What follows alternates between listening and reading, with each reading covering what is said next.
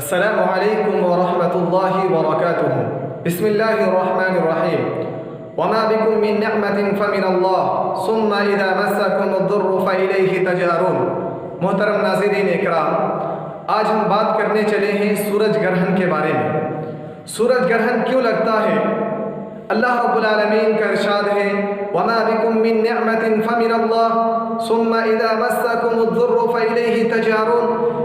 اللہ رب العالمین کہتا ہے تمہارے پاس جتنی بھی نعمتیں ہیں وہ اللہ رب العالمین کی دی ہوئی نعمتیں ہیں۔ ثم اذا مسكم الضر، جب تمہیں اس نعمتوں سے کوئی تکلیف پہنچتی ہے تو تم اللہ رب العالمین کی طرف لوٹ جاتے ہو۔ تو سمجھ میں آیا کہ جو سورج ہے یہ اللہ رب العالمین کی ایک نعمت ہے۔ جب اللہ رب العالمین کی نعمت اس میں جب کوئی کمی خامی آ جاتی ہے تو ہمیں کیا کرنا چاہیے؟ جب سورج گرہن لگ جاتا ہے تو نبی کریم صلی اللہ علیہ وسلم کا معمول کیا تھا؟ نبی کریم صلی اللہ علیہ وسلم کیا کرتے تھے؟ پیارے نبی صلی اللہ علیہ وسلم کی حدیث، عن ابی موسیٰ رضی اللہ عنہ قال خسفت الشمس فقام النبی صلی اللہ علیہ وسلم فزعا۔ سورج میں گرہن لگا، نبی کریم صلی اللہ علیہ وسلم ڈرتے ہوئے کھڑے ہوتے ہیں۔ یخشی ان تکون الساعہ، نبی کریم صلی اللہ علیہ وسلم کے چہرے پر اس وقت خوف طاری ہو جاتے ہیں۔ نبی کریم صلی اللہ علیہ وسلم فأتی المسجد، نبی کریم صلی اللہ علیہ وسلم مسجد کی طرف آتے ہیں۔ فصلی بأطوال قیام ورکوع وسجود، نبی کریم صلی اللہ علیہ وسلم اللہ کی بارگاہ میں ٹھہر کر نماز پڑھتے ہیں، لمبی قیام کرتے ہیں، لمبی دیر تک رکوع کرتے ہیں، سجود کرتے ہیں۔ رأیتہ قد یفعلہ، نبی کریم صلی اللہ علیہ وسلم کو میں نے اس طرح کرتے ہوئے دیکھا۔ وقال هذه الآیات اللہ یرسل اللہ، یہ اللہ رب العالمین کی نشانیاں ہیں۔ اللہ رب العالمین جب وقت کے مطابق ضرورت کے تحت جب انسان اللہ رب العالمین سے دور چلا جاتا ہے تو اللہ رب العالمین اپنی نعمتوں کو اس طرح پیش کرتا ہے۔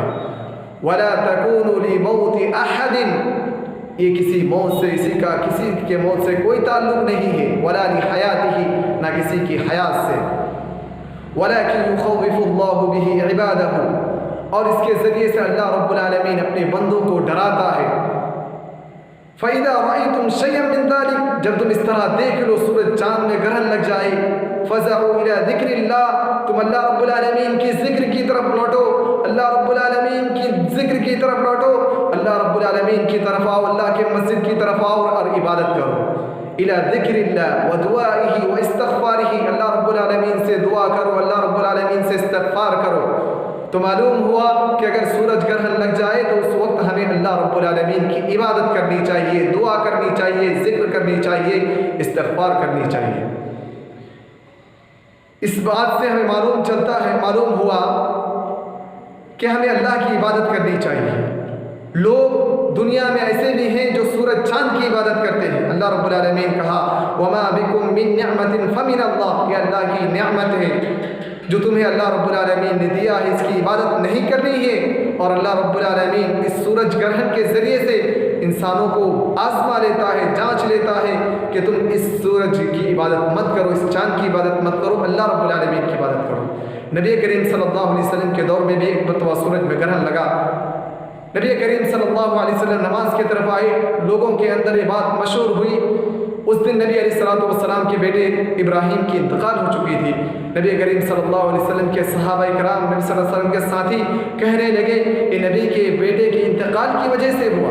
تو نبی کریم صلی اللہ علیہ وسلم نے اسی وقت فرمایا تھا کہ سورج کی گرہن یہ اللہ رب العالمین کی نشانیاں ہیں، اللہ رب العالمین اس کے ذریعے سے لوگوں کو ڈراتا ہے، اس سے کسی انسان کے موت و حیات سے کوئی تعلق نہیں ہے۔ ہمیں اللہ رب العالمین کی عبادت کرنی چاہیے۔ آخر میں اللہ رب العالمین سے دعا ہے کہ اللہ رب العالمین ہم تمام کو اللہ رب العالمین کی عبادت کرنے کی توفیق عطا فرمائے، آمین۔